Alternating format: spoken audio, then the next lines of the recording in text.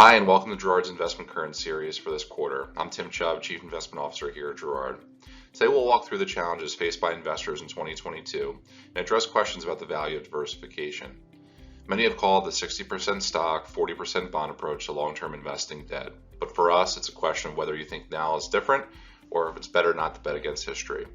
With many of the most egregious stock market inefficiencies working their way through the financial system, we think it's time to take another look.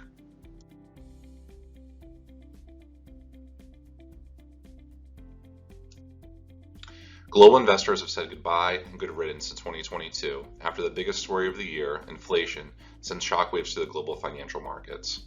At the beginning of the year, economists saw inflation, which many expected to be transitory, growing at just 2.6%.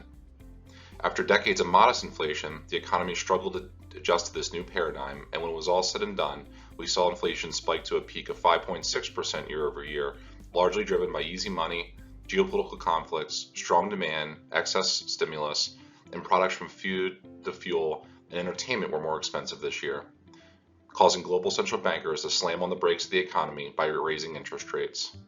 Again, economists and even the Fed were expecting the target federal funds rate to stay very low, under 1%, throughout the year, and instead, global central bank action drove a surge in yields to over 4%.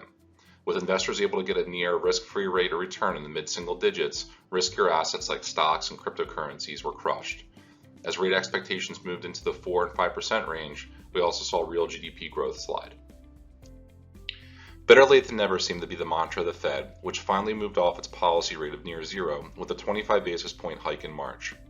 The Fed sought to front-load rate hikes, hoping they'd be able to pivot quickly once the impact of their moves had been felt across the economy. Taking lessons from Volcker in the late 1970s, the goal is to nip inflation in the bud so consumers did not see inflation as becoming embedded longer term in the economy. When this happens, people buy more than what they need, fearing prices will continue to go higher, which they inevitably do in a self-fulfilling prophecy. After the initial 25 basis point increase in March, the Fed began accelerating their pace, and banks around the world followed their lead, raising interest rates as well.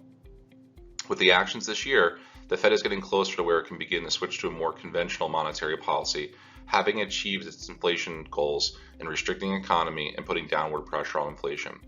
They'll be driven by data, including jobs and industrial production data, which has clearly softened recently. This is good news for investors, but financial markets were left behind as policy support was removed at its quickest pace since the 1980s. Periodically, the headlines in the financial media will trot out the declaration that the 60% stock and 40% bond portfolio is dead. Their voices have grown louder recently, and amid sharp declines in both stocks and bonds, both asset classes down significantly last year. But we've been here before, and the balanced portfolios are apt to prove the clickbait wrong again. Nonetheless, in 2022, all three variables worked against investors, making it the worst year for 60-40 portfolios in decades, after extreme valuations in 2021 and 2020 caused forward-looking projected returns on the 60-40 mix to fall to its lowest level ever.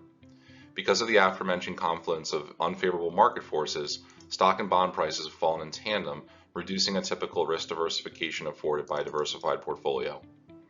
What we know from history is that correlations do fall, but it usually takes time. In fact, after years of high correlation to the negative, we often see high correlation to the positive. Taking a look at the last 3 times that more than 75% of asset classes lost money in a year, no more than 4% of asset classes lost money in the following year. We don't know if this will happen again, but we do know that years like 2022 are usually followed by yet another wild ride. Things tend to move strongly in one direction or another. So what might a recovery look like, and how long might it take? Simultaneous declines in stocks and bonds are not unprecedented. It's actually happened in 15% of months since 1976, and 1/3 of months see declines for a 60-40 portfolio. But when you extend the time horizon, you will see joint declines happen less frequently when looked at on a 1-year basis and beyond. And over 5-year periods, a 60-40 portfolio has almost always had a positive return.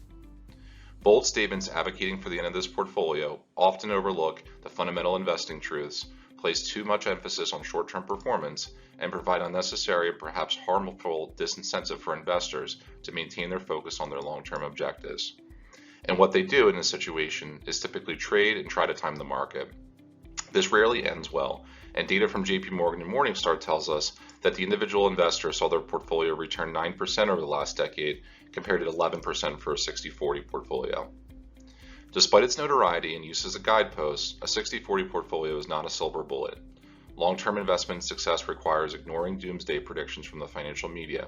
And because of the unpredictability of the markets, a diversified portfolio's returns will never be a straight line, will be uneven, comprising of periods of both higher and even negative returns. We hope you've enjoyed these quarterly highlights. We'll be back next week with our outlook of 2023 and more insights to fuel your financial freedom.